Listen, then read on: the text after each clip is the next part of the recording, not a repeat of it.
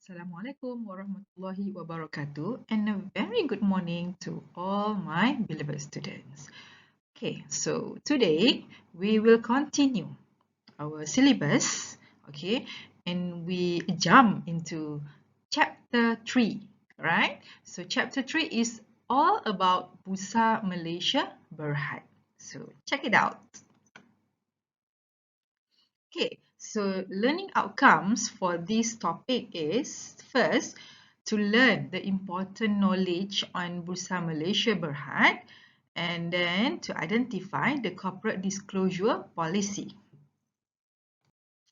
Okay, so we go to the overview of the chapter. Okay, so you will look into the structure of Bursa Malaysia, regulatory structure of Bursa Malaysia, functions and roles of stock exchange, secondary market and primary market, and then the reasons for listing, stock indices, factors influence the stock market performance, and then factors to issue initial public offering or IPO, and then the listing requirement of Bursa Malaysia, okay, for main market and east market, and lastly, corporate disclosure policy. Okay, so is Bursa Malaysia. Okay, so as we know, Bursa Malaysia is our Malaysian Stock Exchange, right? So Bursa Malaysia Berhad, okay, is the sole integrated exchange in Malaysia offering a complete range of services through his subsidiaries. Okay, so this includes exchange-related services such as trading, clearing, settlement, depository services, and also information services.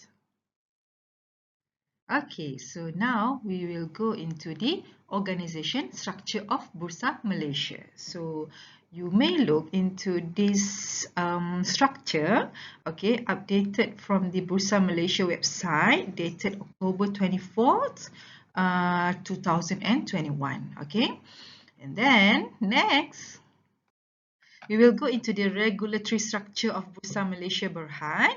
Okay, so starting from the highest hierarchy here is the Ministry of Finance, and then go to Securities Commission, and then we go to the Labuan Financial Services Authority, LFSA. Okay, previously we call it as LOFSA. Okay, so Labuan, okay, Labuan is considered as the international financial system that focus on the other side of the East Malaysia. All right. So because Labuan is a very small, what we call free duty island. All right. So most of the foreign investors, okay, interested to invest, to do some investment in Malaysia, but through Labuan, okay, because of their strategic location, okay, in Malaysia. So government has set up what we call special international financial services in Labuan. Okay, and then under the Securities Commission, we have Bursa Malaysia Berhad. Okay, so under Bursa Malaysia Berhad, it has it's what we call 6 subsidiaries that focus, that monitor, okay, the activities, okay, based on the subsidiaries itself. Okay, so under Labuan also we have Labuan International Financial Exchange, LFX. Okay, now we go to the corporate structure of Bursa Malaysia Berhad. Okay, this is just for your quick information. Okay, you may look also into the Bursa Malaysia website.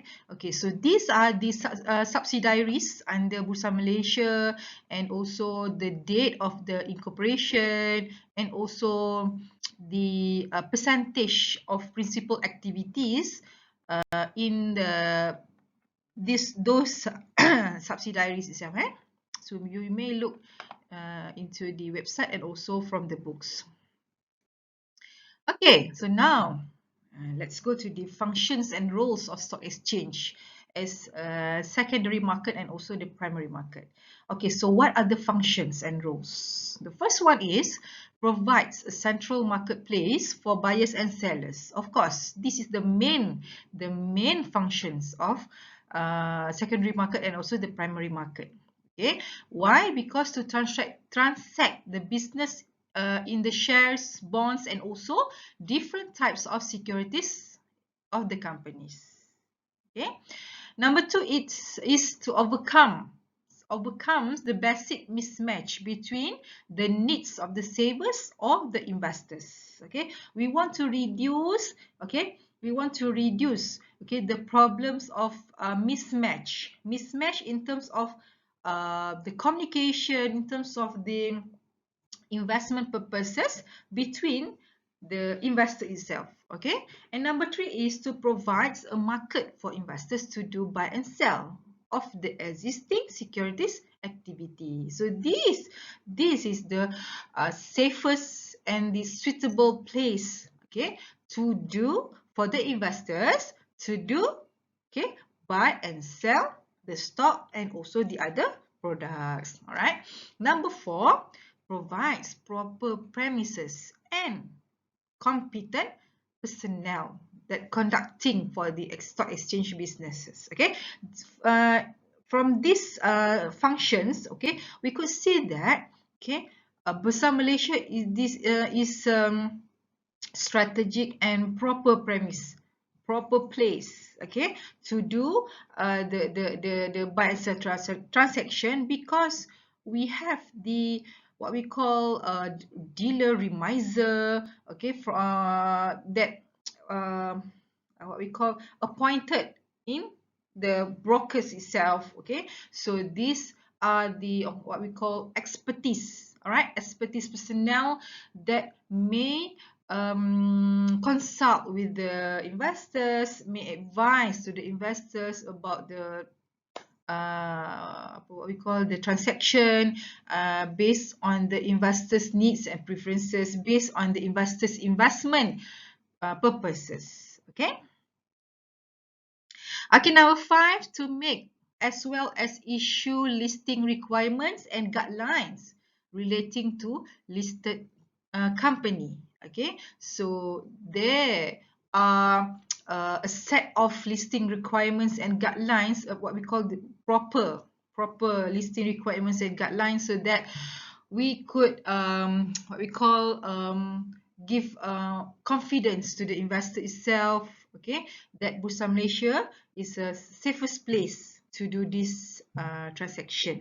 Okay, and number six, to communicate with chambers of commerce throughout the world. So Bursa Malaysia is what we call the center for them, for Malaysia itself, okay, to communicate with the other stock exchange in other countries. For example, Bursa Malaysia may get information from the New York Stock Exchange, from Jakarta Stock Exchange. So this is the what we call effective communication, okay, between our what we call to deliver the information about our economic performance and so on. All right.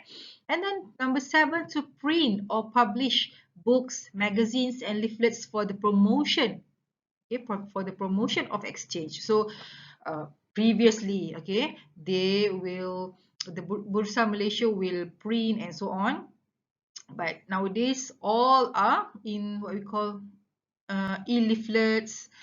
Promotion is just from uploaded in their what we call website and so on. So we could say that Bursa Malaysia is the one-stop center to get the information. Okay, you may search into the what we call Bursa Malaysia website, and then you may search information about the stock market, about the equities, about the bonds, preferred stocks, and so on. Okay, so this is what we call the one-stop center to get information about the stock market. Okay. And then number 5, to appoint overseas agents or representatives. So Bursa Malaysia also provides the facilities to the potential dealers and also remisers, okay, in order for them to get the, or we call the information, the knowledge, okay, before they go for their examination in order to get the license, right? So Bursa Malaysia also own their library, okay. You also can go there and then you may get various, I could say that, millions of information, okay. Either it is from hard copy or soft copy. So you are welcome to Bursa Malaysia Library. Alright, so now we go to the reasons for listing. Okay, so listing here means that, okay, companies that wish, okay, that wish to be listed on Bursa Malaysia due to the their planning to raise more funds. Okay, why they want to raise more funds?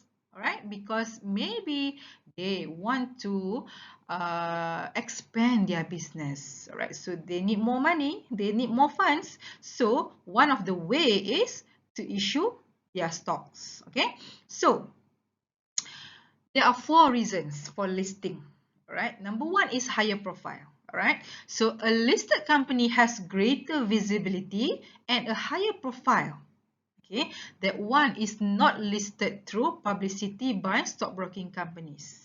Okay, so when your company being listed, all right, so you will gain higher profile, not just from the Malaysian investors, but okay, most important is you may get exposure, you may get visibility from the foreign investors. All right, so when your companies are being exposed, all right, to the international level, so that we don't know, maybe some of the investors are very interested with your companies and may, okay, may invest to your companies.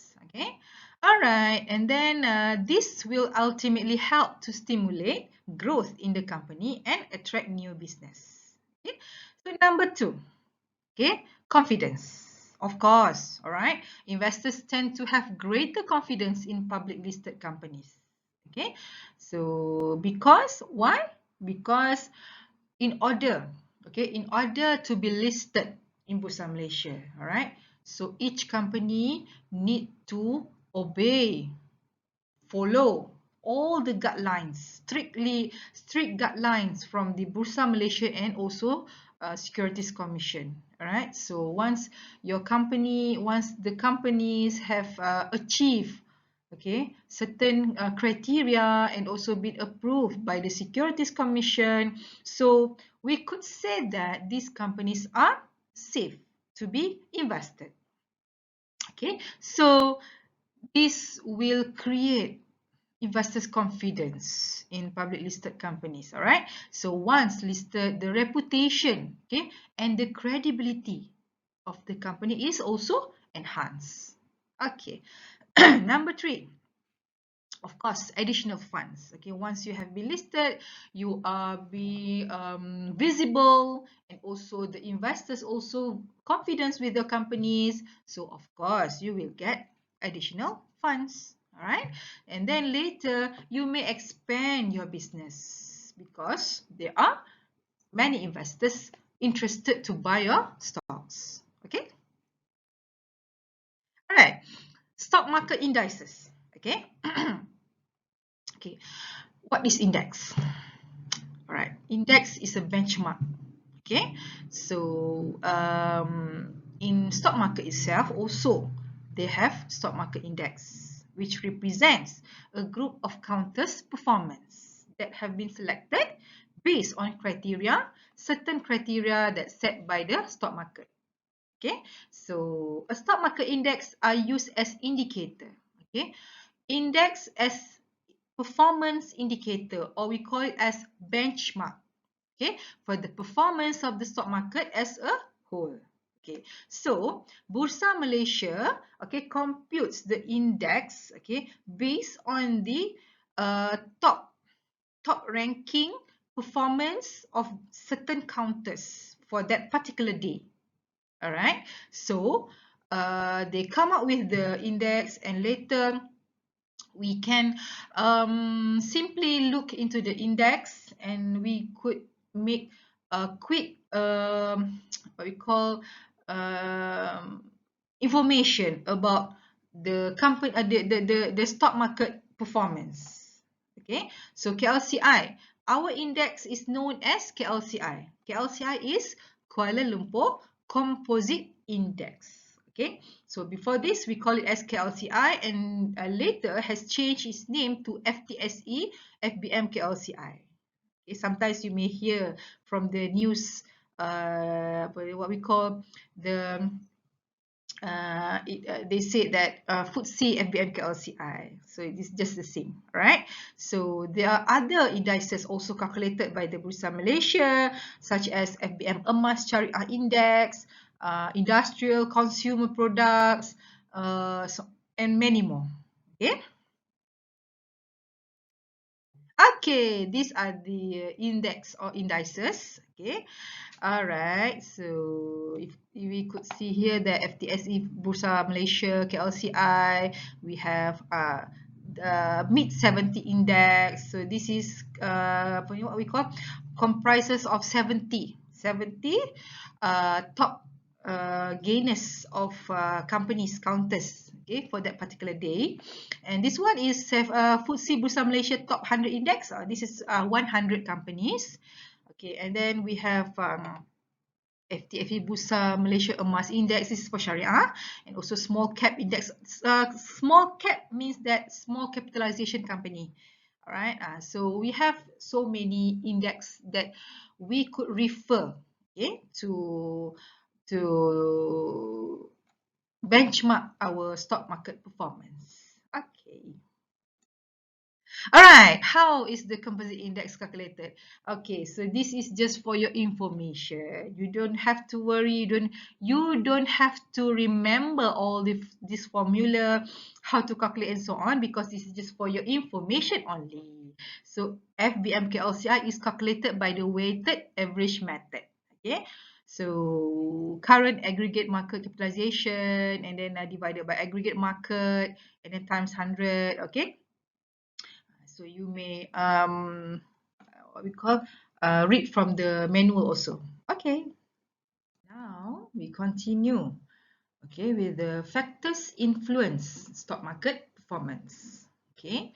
So basically there are various factors, okay, that may influence the stock market performance, but we just focus on certain factors. Okay, so for example, we have number one is economic performance, right?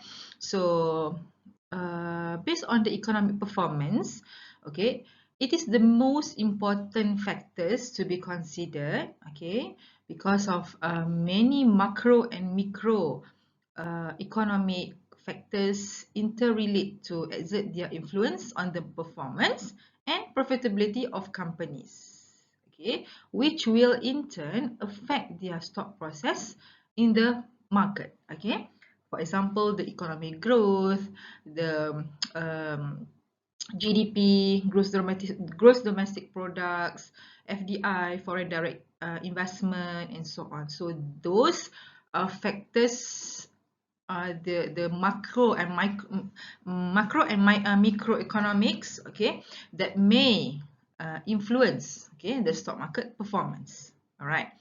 Next, we go to the interest rate movements. Okay, so in general, rising interest rates, okay, have an adverse effect on stock price. Okay, meaning to say that what we call when the bond price, especially for the bondholders, right? So when the bond price increase, right, the rate, the price of the bond increase, so the coupon rate will decrease. Okay, so this is not good for the investors itself, because they will receive lower interest rate. Okay. However, right, when the interest rate is increased, okay, or higher interest rate, okay, that it may affect the stock market performance, right, by making alternative investment opportunities more attractive to investors. Why? Because, okay, when investors invest, okay, during high interest rates, okay, they will receive higher dividend or return. Okay, so it depends on the situation. Okay, because it's just not that high interest rate is not good for everybody. No. Okay, higher interest rate is not good for the borrower, because they have to bear the higher costs of paying the interest. Okay, this is for the case of conventional approach. Okay. All right, next we go to the level of money supply. Okay, so it refers to the liquidity in the company, in the economy. Okay, so it is a function of a number of factors, including the level of interest rates, capital flows, and the central bank's monetary policies that affect the amount of funds that is available for investment in the stock market.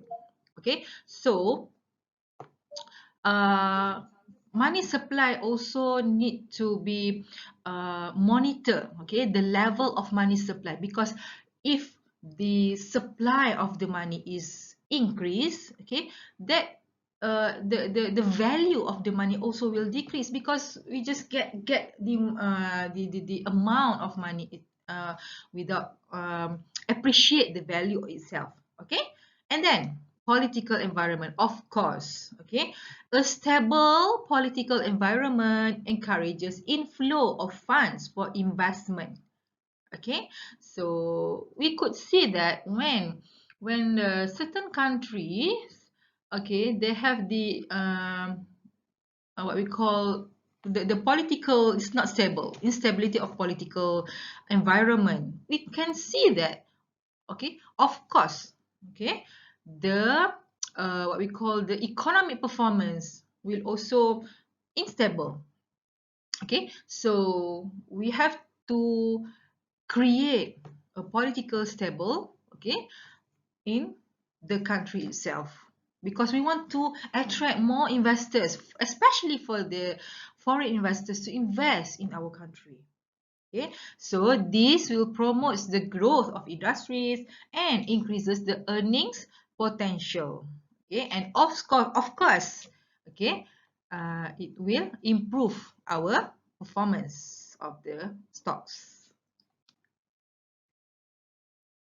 Okay, so next we go to the international environment. Okay, so this factor also influenced by major economic and political events, okay, which take place in the international environment. Okay, so the economic performance of superpower nations, the global interest rate trends, exchange rate fluctuations in the foreign exchange markets, and the flow of international funds, okay, are some of the external factors that will influence the performance of the local bourse. Okay, so meaning to say that for the international environment, okay, so the factors, the situation, okay, that happen internationally. For example, like I said before, the superpower nations, the exchange rate fluctuations, the what we call what happened to the other countries, it may affect to our economy as well. Okay, uh, but depends on the what sector that influence, what sector that affect to that country itself. For example, maybe tourism, maybe because due to the what we call disaster, so it may affect to our country itself. Okay, next is entry of institutional investors. Okay, so many institutional investors such as the EPF. Okay, EPF is a pension fund. Okay, and then financial institutions and unit trusts, okay, have entered the stock market as major players. Okay, so these institutional investors are expected to be strong players in the market, all right, especially among the trustee stocks. Okay, blue chip counters. What is blue chip? Okay, blue chip is the stocks that are comes from the well-established counters, okay, and bigger capitalized companies. Okay, so the entry of the institutional investor itself. Institutional, what is institutional? The companies, okay, investors from the companies. Okay, so when they enter into the financial market player, so again you refer back to the financial market participants in chapter 1. All right, so this will create, okay, the market performance itself. All right, and lastly, we have the other factors such as the enhancement of technology, human resources, and also financial resources at the Bursa and the stockbroking companies, okay, has made possible for the system to handle large increases in trading volume. Okay, so maybe the other problems also exist. All right, so these are the some of the other problems that may affect, okay, the performance, the stock market performance. Okay, okay, so now we go to the initial public offering. Okay, remember back, okay, in chapter 1 I had just explained, okay, about the who are the participants, okay, in the primary market. Okay, so newly counters that want to enter into the stock market, they want to issue funds because they want to raise more funds. They want to issue the stocks, okay, because they want to raise funds. So of course they have to issue the initial public offering or IPO. Okay, so IPO, or also known as stock market launch, okay, stock market floating, all right, is a type of public offering where shares of stock in a company are sold to the general public investors, okay, for the first time through stock exchange. Okay. Okay, so now we go to the factors to issue initial public offering. Why? Why people issue initial public offering? Okay, because first is timing. Okay, they must consider the economic condition and environment of stock market. Okay, so before each counter, okay, they want to be floating or they want to be launched, okay, so they must consider, of course, the first one is time. All right, so we cannot simply launch our stock, first time stock, all right, during the economic downturn, okay, during the crisis, because not much investors willing to uh, buy your stocks. Okay, and then number 2 is corporate or capital restructuring. Okay, so the component of capital will influence the decision of investment. Okay, like I said before, okay, every investors, all right, every potential investors, they will investigate, okay, they will analyze the newly counters because they want to look into what are the potential, what are the uh, value of your stocks. Okay, so if they find out that your company is not in good condition, or maybe too much speculation, or maybe something bad for from your company previously, okay, it may affect to the attractiveness for the investors to buy stocks. Okay. Number 3 is method of listing. Okay, so a company needs to consider what type of market. Okay, either main market or ace market. Okay, so if you later will enter into the main market, it is or we call main board, okay, it is advantage for your companies, all right. But if you go into the ACE market, actually ACE market is for the small price of companies, small price of the counters itself, okay. So this some of the factors, okay, that before you issue the IPO. And lastly is underwriting issue, okay. Appointment of investment banker is crucial in considering IPO. So the reputation of the investment bank also may affect, maybe the issue, maybe the factors you must consider before you issue the IPO. Okay, so what are the benefits of IPO to the company? All right, so first is enlarging and diversifying equity base, of course. Okay, when we issue IPO, so we can enlarge our visibility. Okay, we can diversify our business, expand our business, attract more investors to invest in our stocks. Okay, number two is enabling cheaper access to capital. Of course, we don't have to apply for the bank's loan. Okay, so this is the cheapest access. Cheapest access, all right. And then increasing exposure, prestige, and public image. Okay, attracting and retaining better management and employees through liquidity, equity, participation. Okay, so we can attract, okay, the potential investors, all right, to invest in our companies, and then later we will create liquidity, okay, liquidity of our stock itself, right. And then facilitating acquisitions, okay, potentially in return for shares of stock. This is meaning to say that it will give the competitive advantage, okay, to for other companies, if they think that your company is good, okay, is good in terms of the financial, in terms of the management, maybe later one day, okay, this is the potential companies that may what we call go into the merger and acquisitions activities later, right.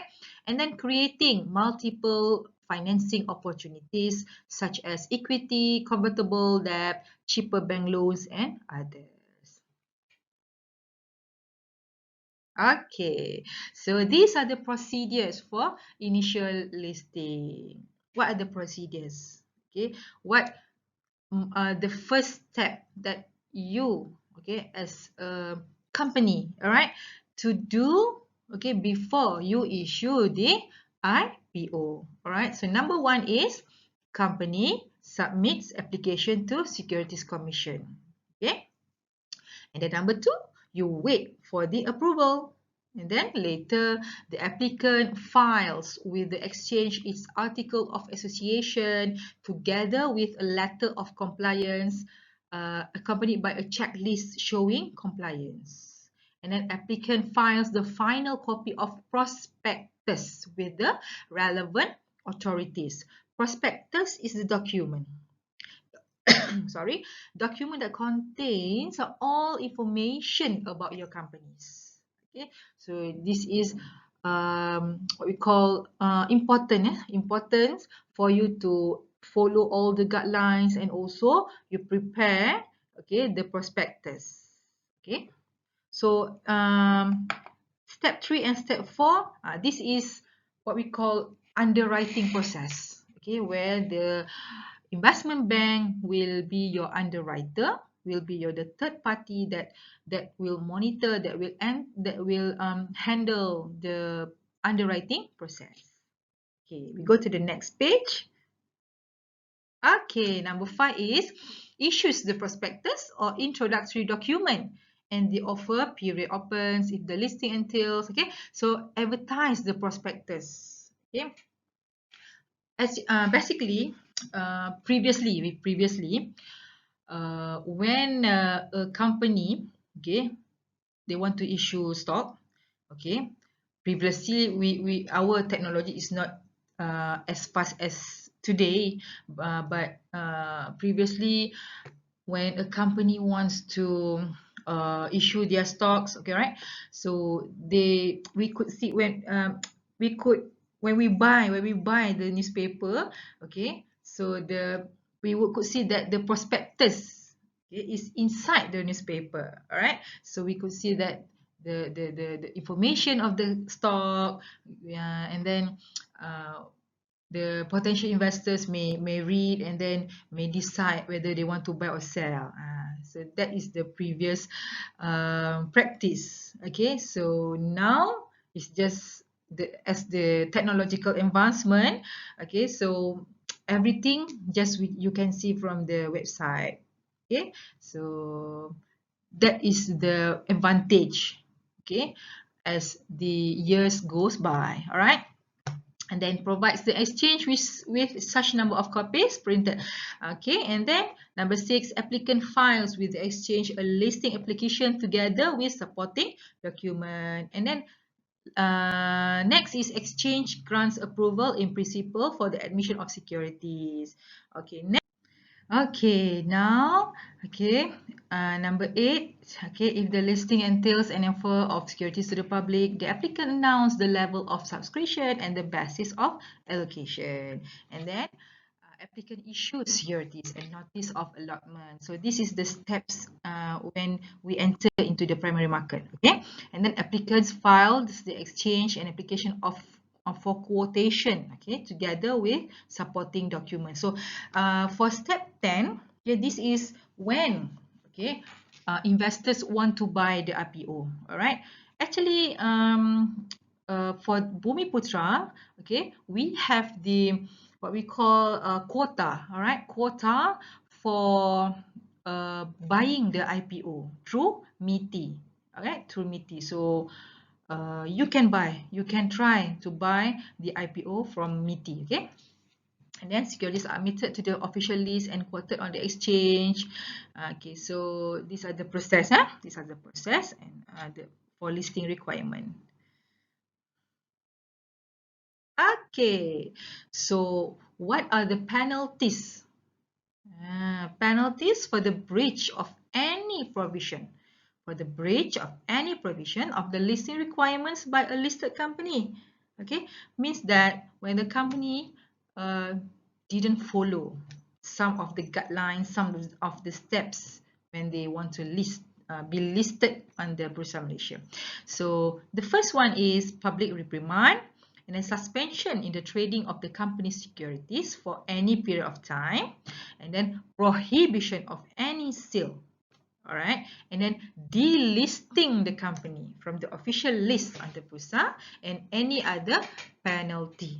All right, means that this is just not for the primary market actually, because of course when we want to enter into the first time players in the market, okay, of course we must follow all the guidelines perfectly. But sometimes when we enter into the secondary market, we are in the existing stocks, right? So maybe sometimes there are stocks that did not follow, okay, the guidelines, all right? So these are the penalties. Depends on the offenses that depends on the what are the things that they did not follow, and then they will be penalized based on the certain percentage of what we call breach of the contract. Okay. Okay, corporate disclosure policy. Right. So this is the last subtopic for chapter 3. Okay. So corporate disclosure policy. Okay. Basically, this is for what are the policies. Okay. For a company. All right. To disclose, okay, the information of the company itself. Okay, because when a company enters into the stock market, okay, they are bounded with the contract that they must disclose some of the confidential information to the public investors. Okay, some it's not just all the information. Okay, so a fair and orderly market conduct requires every listed companies to make available, okay, to the public, okay, the information necessary for informed investing. Okay, so the listed company also must take reasonable steps to ensure that all who invest in the securities itself, okay, must will enjoy the equal access to such information. We didn't want that the market is will be not efficient. Okay, we just want every investors will get the same information.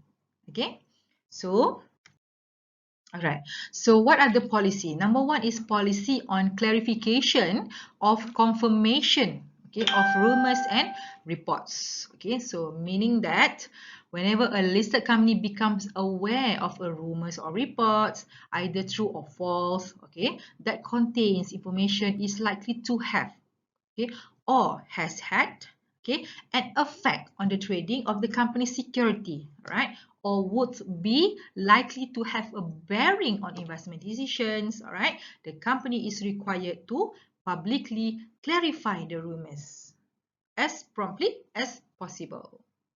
Okay, number two, policy on response to unusual market action. Okay, so whenever unusual market action takes place in a listed company securities, all right, so the company is expected to inquire into the matter to determine whether rumors or other conditions requiring corrective action exist. Okay, so if so, to take whatever action is appropriate. Okay, number three, policy on unwarranted promotional disclosure. Okay, so a listed company should refrain from promotional disclosure activities which exceeded. Okay, so for this number three is just it is a policy that companies, okay, must do worded news release, public announcement, okay, making what we call the announcement for the news and event, okay, with properly manner. Okay. Okay, number four is policy on immediate public disclosure of material information. Okay, so a listed company is required to make immediate public disclosure of all material information concerning its affairs, exceptional circumstances. Okay, so when you get a certain company cannot delay, okay, the what we call the announcement, okay, to make the public announcement, okay, must make immediate, okay, public disclosure. All right, number five, policy on through public dissemination. Okay, a listed company is required to release material information to the public in a manner designed to obtain its fullest possible public dissemination. And then lastly, policy on insider trading. Okay, so insider tradings, okay, cannot trade on the basis of material information. Okay, okay, what is insider trading? All right, insider trading, okay, means that persons or a group of persons, okay, individual or maybe in a group, okay, that is what we call inside of the company. For example, the employees, all right, the workers, or maybe the board of directors, all right, or maybe their families, that they well known or get the quick access of the information. So we cannot simply for example, the board of directors decided to release, okay, 10% dividend to their shareholders, okay, for example, right? So maybe this information, okay, circulate within the inside people inside in the organization, okay. So the people inside in the organization buy the stocks as soon as possible, because they didn't want the outsiders to buy the stocks, because they want to enjoy the dividend. All right, this is wrong. Okay, so the policy itself, okay, stated that, okay, investor insiders should not trade on the basis of material information. Okay, insiders should refrain, okay, from these activities. We must get what we call um, everyone will get this same information. Okay, there is no differentiation between inside or outside people. Okay, so everyone must get the same information. Okay. Okay, so we have come into the end of chapter 3. So I hope, okay, you are enjoy, you are understand this topic, all right? And I hope also that you may, okay, refer, okay, to the website of Bursa Malaysia, and then you may get the updated information possibly, okay, so that you will get familiar, okay, with those terms, with those situations that happen in our Malaysian Stock Exchange. So that's all from me for this chapter 3. Thank you.